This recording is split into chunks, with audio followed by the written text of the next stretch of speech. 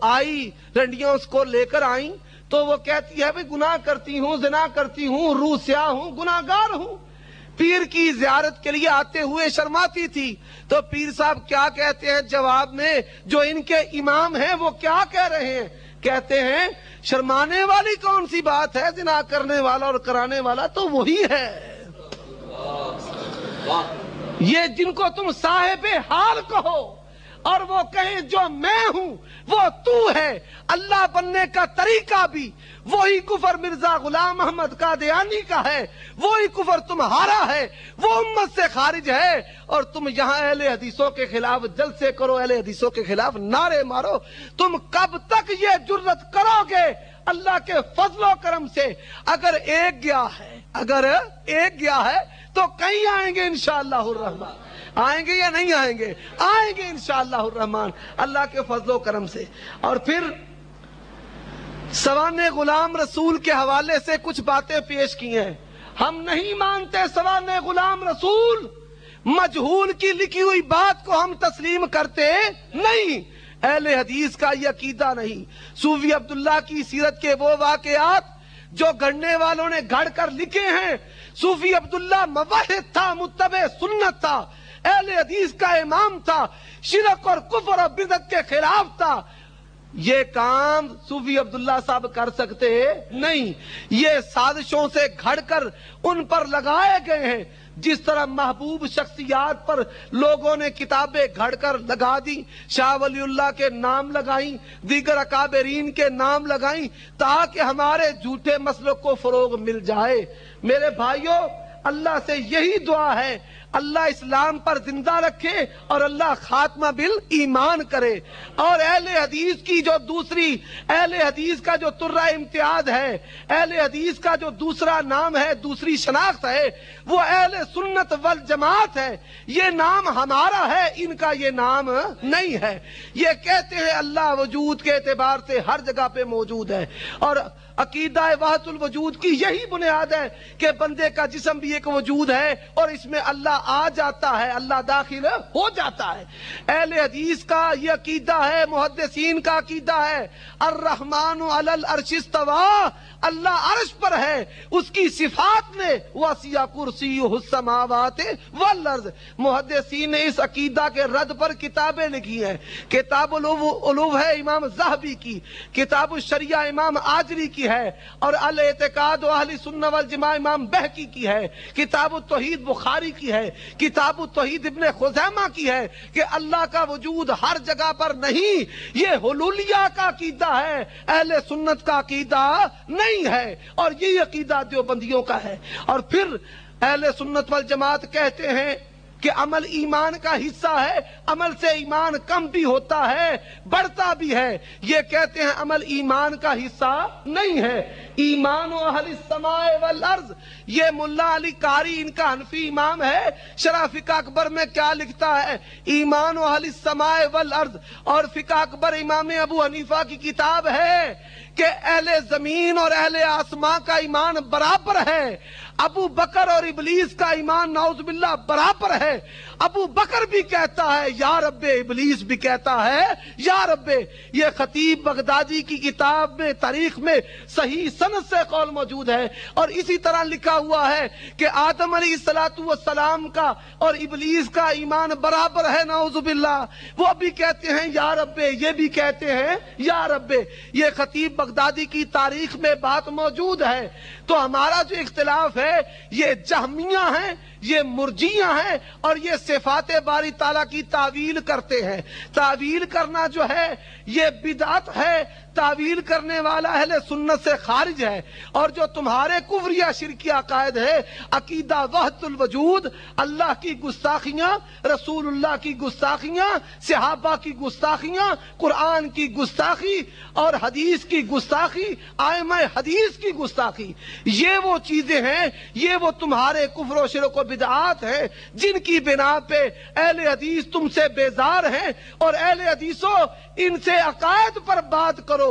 اہل سنت والجماعت کے علماء کی جب ہم کتابیں پیش کریں گے تو پتہ چلے گا کہ اہل سنت والجماعت اہل حدیث ہیں. یہ اہل سنت کے دعوے میں جھوٹے ہیں، نہ یہ اہل سنت ہیں نہ یہ حنفی ہیں. اور اسلام کا دوسرا نام، اسلام کی پہچان اہل حدیث ہے پوری روئے زمین پر. جب یہ آپ نام بولیں گے، سلفی کہیں گے، لوگوں کو پتہ چل جائے گا یہ وہ شیدائی ہے جو امام کے لیے رسول اللہ کو نہیں چھوڑتا، رسول اللہ کے لیے پوری دنیا چھوڑنے کے لیے تیار ہے. اللہ اسی مسلک پر زندہ رکھے اور اسی مسلک پر موت نصیب کرے. آخر میں حدیث سناتا ہوں. امام بخاری رحمہ اللہ عبداللہ بن مسعود سے حدیث لائے ہیں. رسول اللہ صلی اللہ علیہ وسلم نے فرمایا مشرق سے فتنے اٹھیں گے. کوفہ سے فتنہ اٹھا یا نہیں اٹھا؟ کوفہ کے متعلق ہمارے شیخ رانا شمشاد صاحب بڑا شرح بسط کے ساتھ بیان کرتے ہیں. مدینے کا مشرق جو ہے کوفہ کے بعد ہندوستان بھی ہے. اٹھاؤ انڈیکس اور دیکھو نقشہ کہ مدینہ سے یہ مشرق بنتا ہے. مشرق سے 3 فتنے اٹھے ہیں. ایک فتنہ قادیان سے، ایک فتنہ بریلی سے اور ایک فتنہ دیوبند سے. اللہ اسلام پہ زندہ رکھے. خاتمہ بالایمان فرمائے کہ کوہاٹی صاحب جو ہیں وہ اہل حدیث سے دوبارہ دیوبندی ہو گئے. اللہ کے فضل و کرم سے بر صغیر پاک و ہند میں کتاب و سنت کی دعوت پر لبیک کہنے والے دیوبندیوں کی دونوں پارٹیوں سے مماتی اور حیاتی علماء جنہوں نے مسلک حق اہل حدیث کو قبول کیا ہے اور الحمدللہ وہ اس کی علم برداری کر رہے ہیں، سیادت بھی کر رہے ہیں، وہ داعی بھی ہیں اور ان کی محنتوں سے بے شمار لوگوں نے کتاب و سنت کی دعوت پر لبیک بھی کہا ہے. جتنے بھی موجودہ ہمارے اکابرین ہیں اور گزشتہ اکابرین ہیں ان میں سے اکثریت جو ہے وہ دیوبندیوں سے اہل حدیث ہوئی ہے.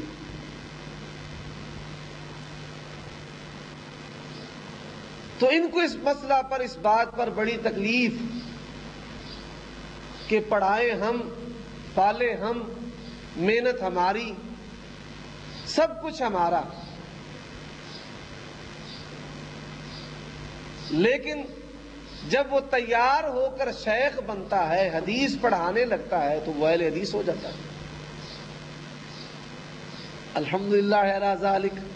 یہ اللہ کا احسان ہے کہ لوگ جو ہیں وہ گروہ در گروہ اہل حدیث ہو رہے ہیں. ان کے علماء بھی آ رہے ہیں، ان کے عوام بھی آ رہے ہیں.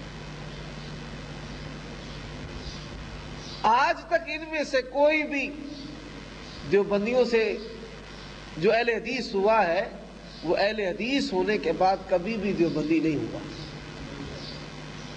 حیاتی گروپ کے علماء ہیں، شیخ عتیق الرحمن شاہ محمدی ہیں،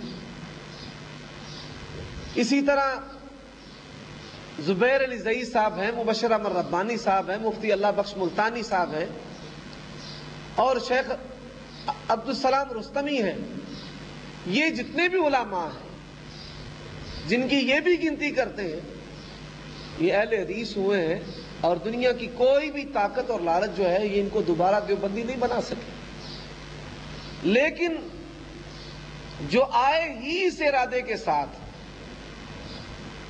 مجھے شہرت ملے، مجھے مال و دولت ملے،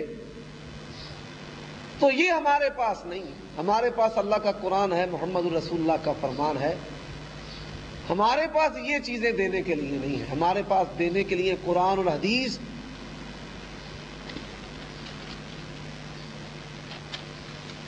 یہ چیزیں ہمارے پاس دینے کے لیے نہیں ہیں، ان کے پاس ہیں.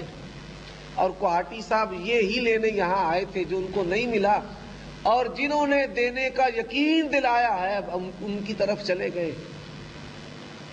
پہلے وہ مماتی تھے، پھر وہ اہل حدیث ہوئے اور انہوں نے ہونے کا اعلان کیا.